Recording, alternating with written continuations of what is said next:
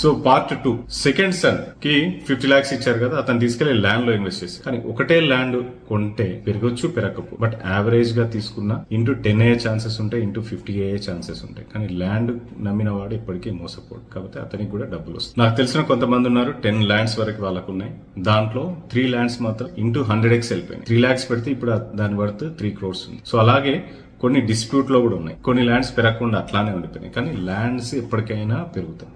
కాకపోతే దానికి కొంచెం మనం టైం ఇవ్వాలి. ఎప్పుడు పడితే అప్పుడు అమ్ముడు పోవు, మనకి ఇమ్మీడియట్ గా లిక్విడిటీ అయ్యే ఛాన్సెస్ ఉండొచ్చు, ఉండకపోవచ్చు. సో ల్యాండ్ లో ఇన్వెస్ట్ చేసినది ఇప్పటికైనా మంచి రిటర్న్స్ వస్తాయి. సో ఫస్ట్ థర్డ్ సన్ కి డబ్బులు వస్తాయి, సెకండ్ సన్ కి డబ్బులు వస్తాయి. కాకపోతే దీంట్లో నేను చేసే 4th రీల్ చాలా ఇన్ఫర్మేటివ్ గా ఉంటది. అది చూస్తే మీకు కొంచెం నాలెడ్జ్ కూడా వస్తుంది. మీరు కూడా మీ వాల్యుబుల్ అభిప్రాయాలని కామెంట్ బాక్స్ లో కామెంట్ చేసేయండి. మీరు చేసే కామెంట్ వల్ల చాలా మంది దాని నుంచి కూడా నేర్చుకునే ఛాన్సెస్ ఉంది. నెక్స్ట్ రీల్ లో ఫస్ట్ సన్ కోసం మాట్లాడుకుందాం. కానీ ఉపయోగపడతాయి అంటే షేర్ చేయడం మాత్రం